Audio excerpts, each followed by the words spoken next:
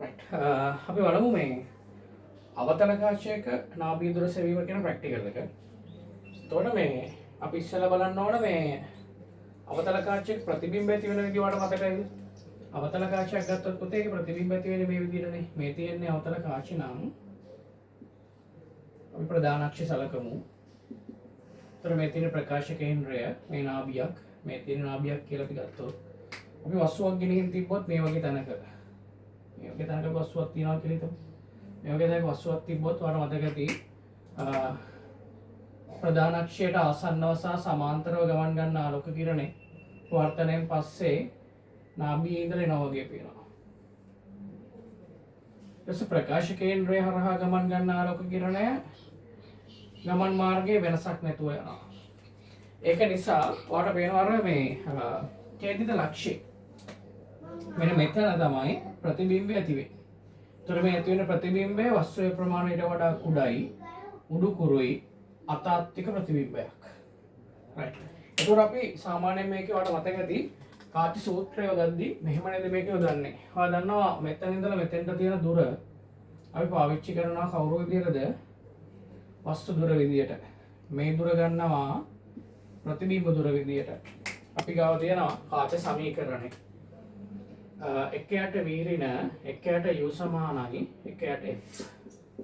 අපි මේකට ලකුණු ආදේශ කරොත් ඔයාලට පේනවා v සහ u කියන දෙන්නම ධනයි. ඒතර v ධනයි u ධනයි f කොහොමත් අපසාරී කාචයක් නිසා ධනයි. ඒ නිසා ධන ලකුණෙන් සුළු කරත් කොහොමත් ඔයාලට එන්නේ එකයට වීරින එකයට u සමානයි එකයට f. දැන් මේ අපි අර පැත්තට අරන් යමු. අරන් ගියොත් එකයට v සමාන වෙන්නේ එකයට u ධන එකයට f. මේ අත් කළියොත් එකයට v සමානයි ධන 1යි. වතාවක් එකයට u ධන එකයට f. මෙයා ඉන්නේ මොන අක්ෂයද? x අක්ෂයට අරන් මෙයා y අක්ෂයට අරන් අපි ප්‍රස්ථාරයක් ගත්තොත් ප්‍රස්ථාරය y සමානයි mx ධන c ටයිප් වෙනවා. ඒ කියන්නේ මම ප්‍රස්ථාරයක් ඇන්දොත් කාට එදිරිව කවුරු අතරද? වස්තු දුරේ පරස්පරයට එදිරිව ප්‍රතිබිම්බ දුරේ පරස්පරය අතර මට ලැබෙන්නේ මේ වගේ ප්‍රස්ථාරයක්. ඔයාලට වෙන ප්‍රස්ථාරයේ අනුක්‍රමණයගේ ධන 1යි. අන්තක්ඛණ්ඩය එකට f ට සමානයි. අපි බලමු ඊට පස්සේ කොහොමද ප්‍රැක්ටිකල් එක කරන්න කියලා. හරි. අපි බලමු මේ කොහොමද මේ ප්‍රැක්ටිකල් එක කරන්න කියලා. අර පුරුදු විදිය තමයි මේ ප්‍රැක්ටිකල් එක කරන්නේ. අපි ඉස්සෙල්ලා අර උත්තර කාචයක නාභිය දුර සොයන ප්‍රැක්ටිකල් එකේදී වගේම අපිට මේ වැඩේට අපේ පරීක්ෂණ මේසය ඕන වෙනවා. හරිද? මේ තියෙන අපේ පරීක්ෂණ මේසය කියලා අපි හිතමු. ඔයාලට මතකයිනේ උඩින් බැලුවෙන් පස්සේ පරීක්ෂණ මේසය පේන විදිය අපි අඳිනවා. මේ තියෙන උඩින් බැලුවෙන් පස්සේ පේන පරීක්ෂණ මේසය කියලා අපි හිතමු. අර පුරුදු විදිහටම අපි කරන්නේ පරීක්ෂණ මේසෙ මැදින් ඉලක්ක කර ගන්නවා. අදගෙන අවතල කාචය ආධාරකයකට සවි කරලා ඒක තියනවා මැදින්. මේ තියෙනවා අවතල කාචය ආධාරකයකට හයි කරපුව අවතල කාචය මේ විදිහට තියාගමු. තර මේ තියෙන යාගේ ප්‍රධාන අක්ෂය. රයිට් මේ කාචය. ඊට පස්සේ දාලා නාභිය දුරවල් දෙක. අපිට ඊට පස්සේ වුණා වෙනවා පොඩි වස්තු කූරක් මේකට. අපි වස්තු කූර අරගෙන පොතේ වස්තු කූර මේකේ තියන්නේ ආධාරකයක හයි කරලා මෙහෙම අනිත් පැත්තට. මේ තමයි වස්තු කූර. ඔව්.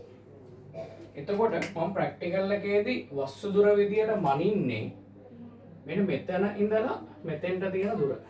මේ දුර තමයි වස්තු දුර විදියට හැසිරෙන්නේ. බලන්න. මම කිරණ සටහනක් ඉතුරු කරගත්ත වට සාපේක්ෂව දකින්න ලේසි නිසා. මේ තමයි වස්තු දුර. එතකොට මේක දිහා මේ පැත්තෙන් ඇහැ තියලා බැලුවොත් කොහොමද පේන්නේ? ඔයා දන්නවා. ඒතර මේ පැත්තෙන් කාචෙන් ඇහැ තියලා බැලුවෙන් පස්සේ ඔයාලට පේනවා කිරණ සටහනේ හැටියට උඩුකුරු වස්තුවකට ලැබෙන්න ඕන උඩුකුරු ප්‍රතිබිම්බයක්. එහෙනම් මෙතනක් තියෙන්නේ උඩුකුරු වස්තුවක් නිසා එයාගේ කුඩා උඩුකුරු ප්‍රතිබිම්බයක් මෙතන තිබෙන්න ඕන. ඔයා හිතන මෙතනින් එයාගේ කුඩා උඩුකුරු ප්‍රතිබිම්බයක් ඇති වෙනවා කියලා. අපි හිතමු. රයිට්. ඒතර ඔය තියෙන ප්‍රතිබිම්බ දුර. તો දැන් මට ප්‍රතිබිම්බ දුර විදිහට මනින්න වෙන්නේ මේ දුරට. පැහැදිලි නේද? ප්‍රතිබිම්බ දුර විදිහට මම මනින්න ඕන මේ දුර තමයි v. දැන් ප්‍රශ්නේ තියෙන්නේ අපිට නිවේශන කූරක් ඕන අර උත්තල කාචදී වගේ ගෙනත් තියාගන්න. එහෙම වුණොත් මම නිවේශන කූර ගෙනත් තියාගන්න වෙන්නේ මේ පැත්තෙන්. ඒතකොට ඒක ප්‍රායෝගික නෑ වැඩිදී.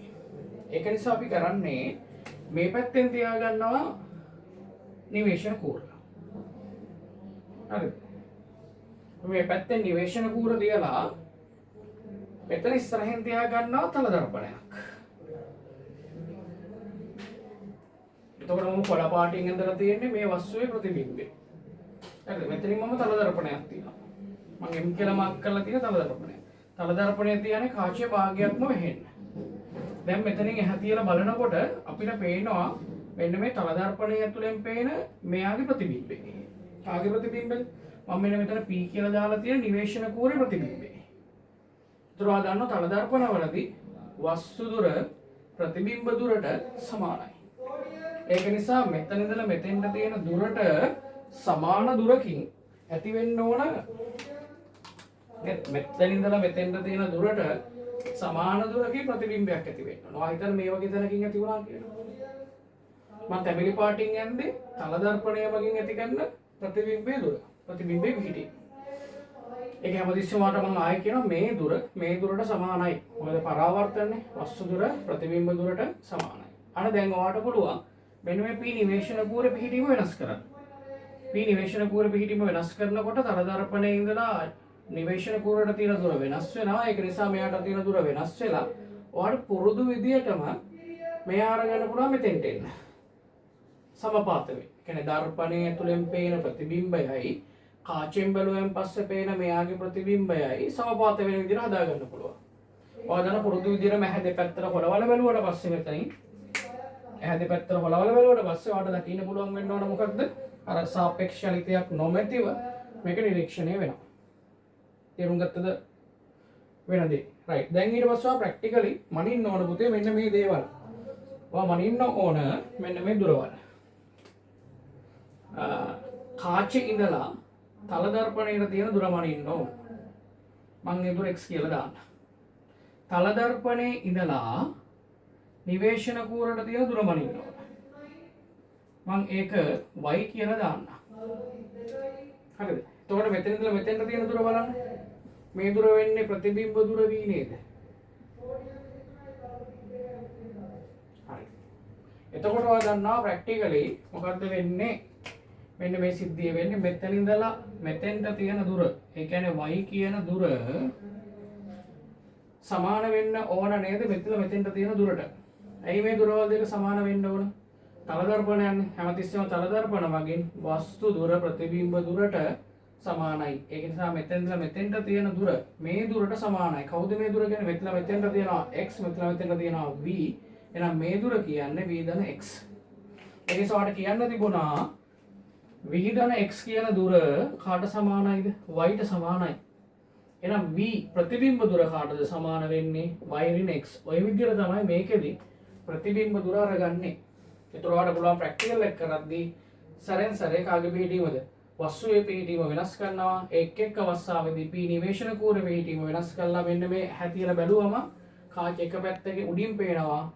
කාචය ඇතුලෙන් හැදිච්ච ප්‍රතිබිම්බේ වස්තුවේ ප්‍රතිබිම්බේ මෙතනින් තල දර්පණය තුලින් බලවෙන් පස්සේ පේනවා නිවේශන කූරේ ප්‍රතිබිම්බේ. මේ දෙන සමපාත වෙනකන් තල දර්පණයයි නිවේශන කූරය අතර දුර තමයි වෙනස් කරන්නේ. සාමාන්‍යයෙන් ප්‍රායෝගිකව ලේසි.